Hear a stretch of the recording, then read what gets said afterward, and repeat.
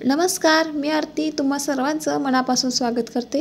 आज बनवूया मस्त असे मिश्र डाळीचे आप्पे। इतकं सुंदर पीठ आलंय, कोणत्या डाळी वापरल्या आणि कोणत्या पद्धतीने हे आप्पे तयार केले। आप्पे बघा किती सुंदर कलर आलेला आहे, अगदी एकसारखा कलर आलेला आहे, अगदी मऊ लुसलुशीत हे आप्पे तयार होतात।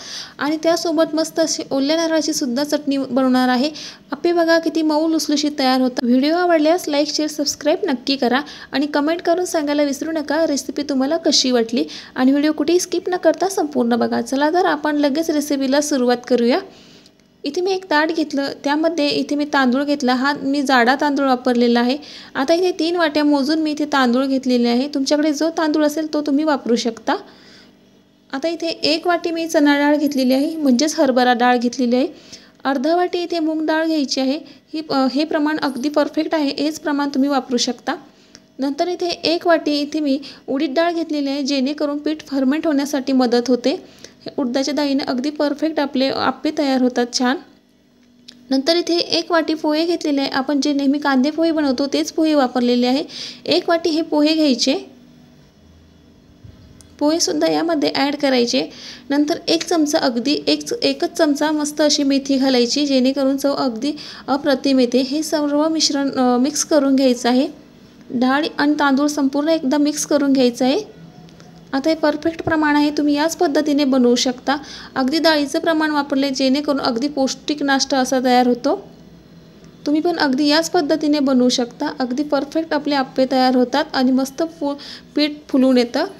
आता हे संपूर्ण मिक्स करून घेतल्याच्या नंतर एका भांड्यामध्ये काढून घ्यायचं आहे। नंतर इथे एक भांडं घ्यायचं अशा पद्धतीने, आणि जे आपण डाळ आणि तांदूळ एकत्र करून घेतले होते ते या भांड्यामध्ये काढून घ्यायचे। आणि आपल्याला मस्त 3 ते 4 पाण्याने हे स्वच्छ डाळ आणि तांदूळ धुवून घ्यायचे आहे। आता मी 3 ते 4 पाण्याने स्वच्छ धुवून घेतलं आणि लागेल तितकं पाणी भिजण्यासाठी ठेवायचं आहे।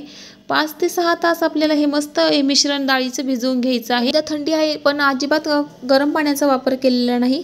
आता नंतर ते 5 ते 6 तास झाल्याच्या नंतर बघू शकता तुम्ही डाळ आणि तांदूळ मस्त असे भिजून तयार आहे। इथे 5 ते 6 तास झाल्याच्या नंतर हे आपल्याला वाटून घ्यायचं आहे। एक मिक्सरचं भांडं घ्यायचं, त्यामध्ये लागेल तसं आपल्याला हे मिश्रण घालायचं आणि मिक्सरला बारीक वाटून घ्यायचं। त्यामधलंच थोडंसं पाणी वापरायचं, जास्त पाण्याचा वापर करायचा नाही, लागेल तितकंच पाणी वापरायचं आणि हे मिक्सरला आपल्याला बारीक वाटून घ्यायचं अशा पद्धतीने। नंतर इथे तुम्ही स्टीलच्याच भांड्याचा वापर करा, जेणेकरून आपण जे पीठ रात्रभर फर्मेंट होण्यासाठी ठेवणार आहे तर आपल्याला स्टीलच्याच भांड्याचा वापर करण्याचा आहे, लक्षात ठेवा।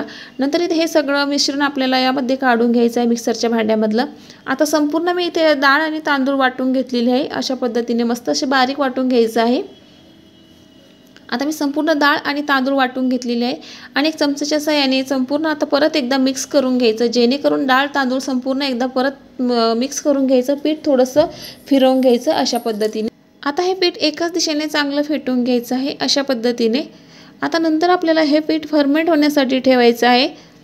बघू शकता तुम्ही पीठ मस्त असं झाकून ठेवायचं आणि ज्या ठिकाणी जास्त ऊब असेल त्या ठिकाणी आपल्याला हे ठेवायचं आहे अशा पद्धतीने।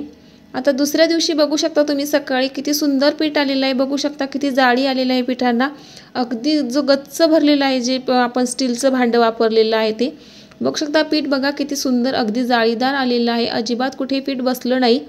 अशा पद्धतीचं पीठ यायला हवा, जेणेकरून मस्त हिवाळ्यात सुद्धा मस्त आप्पे तयार होतात। आता हे पीठ चांगलं एकाच दिशेने फेटून मस्त असं आपल्याला फेटून घ्यायचं आहे आणि मस्त आपलं पीठ तयार झालेलं आहे। बघू शकता तुम्ही मस्त आपलं पीठ तयार झालेलं आहे। अशा पद्धतीचंच पीठ यायला हवं, जेणेकरून पीठ आप्पे मस्त फुलून येतात। आता नंतर यामध्ये चवीनुसार मीठ घालायचं, बारीक कट केलेला 1 कांदा घालायचा, बारीक कट केलेला टोमॅटो घालायचा आणि 1 हिरवी मिरची घालायची बारीक कट करून। तुम्ही तुमच्या आवडीप्रमाणे यामध्ये पालेभाज्या घालू शकता। नंतर इथे 1 वाटी बारीक कट केलेली कोथिंबीर घालायची। आता मला हे संपूर्ण आप्पे बनवून घ्यायचे, त्यासाठी मी संपूर्ण पिठाचा वापर केलेला आहे। जर तुम्हाला संपूर्ण पिठाचा वापर करायचा नसेल तर पीठ त्यामधलं थोडंसं काढून घ्यायचं आप्पे बनवण्यासाठी आणि नंतर त्यामध्ये संपूर्ण साहित्य घालायचं आणि आप्पे बनवायचे। आता हे आप्पे बनवण्यासाठी आपण लगेच घेऊया। 1 आप्पे पात्र घ्यायचं, हे नॉनस्टिकचं आप्पे पात्र आहे। तुमच्याकडे जर का लोखंडी आप्पे पात्र असेल तर थोडंसं तेलाचा जास्त वापर करा, मस्त आप्पे बनवून येतात। नंतर त्यामध्ये तेल घालायचं, तेल थोडंसं घालायचं आणि नंतर त्यामध्ये आप्पेचं मिश्रण घालायचं हळूहळू सुरुवातीला जे बाजूची साईडने असतात आप्पे तेच घालायचं आधी पीठ, नंतर मध्ये घालायचं। अशाच पद्धतीने सुरुवातीला कडेने हे पीठ घालून घ्यायचं आप्पे पात्रामध्ये आणि नंतर मध्ये घालायचं, जेणेकरून मधले जो गॅसची आस असते ती मोठी असते आणि आप्पे करपण्याची शक्यता असते आणि त्यामुळेच हे सर्वात आधी कडेला घालायचं, नंतर मध्यभागी हे आप्पे घालून घ्यायचे। गॅस मध्यम आचेवरच ठेवायचा आणि नंतर यावरती आप्पे बनवण्यासाठी इथे झाकण ठेवायचं आणि नंतर तुम्ही बघू शकता किती सुंदर आप्पे जाळीदार तयार झालेला आहे। आत्ताच किती मस्त अशी जाळी आलेली आहे आणि सर्वात आधी मधला जो भाग असतो तो आधी पलटून घ्यायचा, जेणेकरून आप्पे तिथले करपणार नाही। अशा पद्धतीने संपूर्ण आप्पे पलटी करून घ्यायची एकदा आणि जो दुसरा भाग आहे तो मस्त असा खमंग होईपर्यंत भाजून घ्यायचा। नंतर परत एकदा त्यावरती झाकण ठेवायचं। मस्त असे आप्पे आपले इथे भाजून तयार होतात। बघू शकता तुम्ही सर्वात आधी जो मधले असतात आप्पे ते काढून घ्यायचे, जेणेकरून जे आप्पे आहे ते करपणार नाही। बघू शकता किती मऊ लुसलुशीत अगदी जाळीदार आप्पे तयार झाले, कुठेही आप्पे पात्राला चिकटले नाही, अगदी पाहता क्षणी पटकन असे उचलून खावासे वाटणारे आप्पे तयार झालेले आहे। आप्प्यासोबत खाण्यासाठी आपल्याला ओल्या नारळाची चटणी बनवून घ्यायची आहे। त्यासाठी मी इथे बारीक कट करून ओलं नारळ घेतलेलं आहे। अशा पद्धतीने एक मिक्सरचं भांडं घ्यायचं, त्यामध्ये नारळ घालायचं आणि नंतर त्यामध्ये चवीनुसार मिरच्या घालायच्या, नंतर 4 ते 5 लसणाच्या पाकळ्या घालायच्या, नंतर इथे कोथिंबीर घालायची थोडी आणि नंतर इथे चवीनुसार मीठ घालायचं आणि थोडंसं पाणी घालून हे मिक्सरला चटणी बारीक करून घ्यायची। अशा पद्धतीने नंतर एक भांडं घ्यायचं आणि त्या भांड्यामध्ये ही चटणी काढून घ्यायची। आपल्याला या चटणीला तडका द्यायचा आहे, त्यामुळे एका भांड्यामध्ये काढून घ्यायची। नंतर पळी घ्यायची, त्यामध्ये थोडंसं कडकडीत तेल गरम करून घ्यायचं, जिरं घालायचं, मोहरी घालायची, नंतर त्यामध्ये कढीपत्ता घालायचा, कारण की आपल्या चटणीला चांगली मस्त अशी फोडणी द्यायची आहे आणि नंतर हे चांगलं मिक्स करून घ्यायचं आहे। मस्त आपली नारळाची चटणी तयार आहे। नंतर जे संपूर्ण आप्पे आहे ते संपूर्ण मी बनवून घेतलेले आहे। अशा पद्धतीने मस्त असे आप्पे पात्रातून पटकन असे आप्पे निघतात। अगदी गरमागरम आप्पे इथे तयार झालेले आहे। बघू शकता तुम्ही किती सुंदर आप्पे तयार झाले आणि इथं मस्त मऊ लुसलुशीत बघू शकता तुम्ही, दाबून दाखवते की किती मऊ लुसलुशीत आपली इथे आप्पे तयार झालेले आहे। आतून पण अगदी जाळीदार आप्पे तयार झालेले आहे आणि त्यासोबत लागणारी मस्त अशी ओल्या नारळाची चटणी खाण्यासाठी तयार आहे आणि मस्त असे आप्पे आपले तयार झालेले आहे।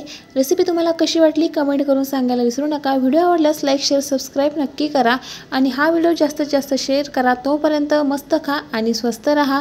धन्यवाद।